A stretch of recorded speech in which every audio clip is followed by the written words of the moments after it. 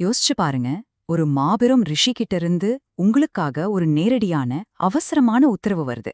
சமீபத்துல கோயம்புத்தூர்ல அப்படிதான் நடந்திருக்கு. இன்னைக்கு அகத்தியர் நம்ம எல்லாருக்கும் கொடுத்த அந்த ஆழமான செய்தியோட அர்த்தம் என்ன, அதோட அவசியம் என்னன்னு நாம முழுமையா புரிஞ்சுக்க போறோம். இது ஏதோ மென்மையா சொல்ற அறிவுரை வார்த்தைங்க இல்ல.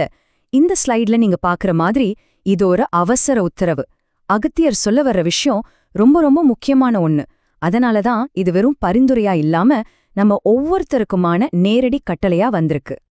சரி, இவ்வளவு சக்தி வாய்ந்த இந்த உத்தரவு எங்க எப்ப பிறந்தது? ஏப்ரல் 29, 2024ல கோயம்புத்தூர்ல நடந்த ஒரு பொது சத்சங்கத்துல தான் இது நிகழ்ந்திருக்கு.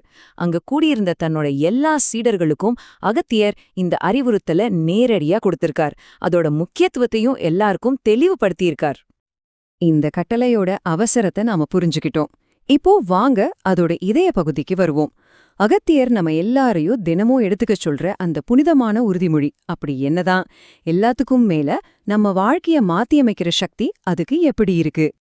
இதோ அந்த உறுதிமொழியோட தூங்கல். இது ஒரு நேர்மையான வாழ்க்கைக்கான ஒரு முழுமையான வழிகாட்டினு சொல்லலாம். முதல்ல தர்மம் செய்வது, 2வது எல்லார்கிட்டயும் அன்பா பழகிறது, 3வது நம்ம மனசுக்குள்ள இருக்கிற போட்டி பொறாமைகளை நீக்கிறது, 4வதா உயிர்களை கொல்லாம மத்த உயிர்களை பாதுகாப்பேங்கிற ஒரு ஆழமான அர்ப்பணிப்பு. அடுத்து நம்ம கவனத்தை நம்ம மேல இருந்து திருப்பி மத்தவங்களோட நலனுக்காக வாழ்றது. கடைசியா ஒவ்வொரு நாளையும் எல்லா உயிரினங்களும் நல்லா இருக்கணும்னு வாழ்த்தி ஆரம்பிக்கிறது. இதுல ஒவ்வொரு படியும் ஒரு முழுமையான மாற்றத்துக்கான அங்கம். இந்த பாதையில நடக்கிறவங்களுக்கு அந்த மகாமுனிவர் மலைக்க வைக்கிற ஒரு வாக்குறுதியை கொடுக்கறார். அவங்க வாழ்க்கையில இருக்கிற ஒவ்வொரு பிரச்சனையும் தீர்க்க தானே நேரடியா தலையிடுறதா அவர் சொல்றார். இது சும்மா ஊக்கப்படுத்துற வார்த்தைங்க அல்ல, இது அகத்தியர்கிட்ட இருந்து வர ஒரு தெய்வீக உத்தரவாதம். ஆனா இந்த உறுதிமொழி ஏன் திடீர்னு இவ்ளோ அவசியமான ஒண்ணா மாறிச்சு? இதுக்கு பின்னாடி ரொம்ப ஆழமான மனச தொடுற ஒரு காரணம் இருக்கு. இது குருவோட பணிவையும் நமக்காக அவர் எதிர்கொள்ற ஒரு பெரிய சவாலையும் பத்தின ஒரு பாடம். இது ஒரு முக்கியமான கேள்வியை எழுப்புது.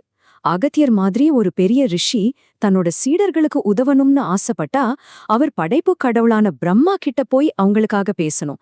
ஆனா அந்த உரையாடலை ஆரம்பிக்கிறதுக்கு கூட அவருக்கு என்ன தேவைப்படும்?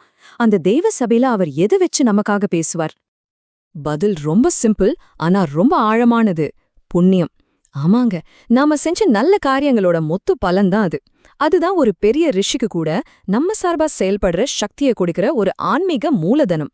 அது இல்லைன்னா அகத்தியரோட கைகள் கூட கட்டப்பட்ட மாதிரிதான். இந்த காட்சி அந்த தெய்வீக உரையாடல நமக்கு தெளிவா காட்டுது. பிரம்மா அகத்தியர்கிட்ட கேக்குறார், இவங்க சுயநலத்துக்காக மட்டும்தானே உன்னை வணங்குறாங்க, எந்த புண்ணியமும் செய்யல. அப்படி இருக்கும்போது தகுதியே இல்லாத இவங்களுக்காக நான் ஏன் விதிய மாத்தணும்? பிரம்மாவோட இந்த கேள்வி அகத்தியரை ஒரு தர்ம சங்கடத்துல தள்ளினது மட்டும் இல்ல, குருவுக்கு ஒரு பெரிய அவமானத்தையும் ஏற்படுத்துது.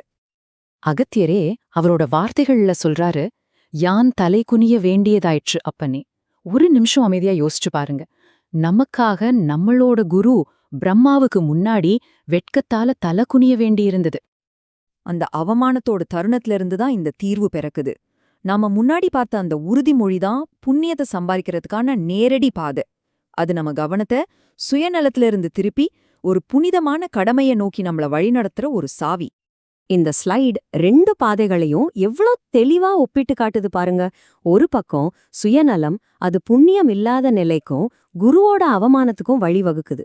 இன்னொரு பக்கம் அந்த உறுதிமொழியை ஏத்துக்கிட்டு மத்தவங்களுக்காக வாழ்றது மூலமா நம்ம குருவோட கௌரவத்தை நாம மீட்டெடுக்க முடியும், நம்ம விதியே மாத்தி அமைக்கிற ஆற்றலையும் நாம பெறுகிறோம். தப்பா நினைக்காதீங்க, இந்த செய்தி ஒரு சிலருக்கு மட்டுமானது இல்ல. அகஸ்தியரோட நோக்கம் என்னன்னா, இந்த உறுதிமொழி இந்த பூமியில இருக்கிற ஒவ்வொரு தனி நபரையும், ஆமாங்க 700 கோடி மக்களையும் போய் சேரணுங்கிறது தான். அதனால நாம மனசுல வச்சுக்க வேண்டிய மிக முக்கியமான விஷயம் இதுதான். இந்த உறுதிமொழி நம்ம தனிப்பட்ட நலனுக்கான ஒரு கருவி மட்டும் இல்ல, இது நம்மளோட புனிதமான பொறுப்பு. நம்ம ஆன்மீக வழிகாட்டி பெருமையோடையும் கௌரவத்தோடையும் நிக்கிறதுக்கு நாம செய்ய வேண்டிய வழி.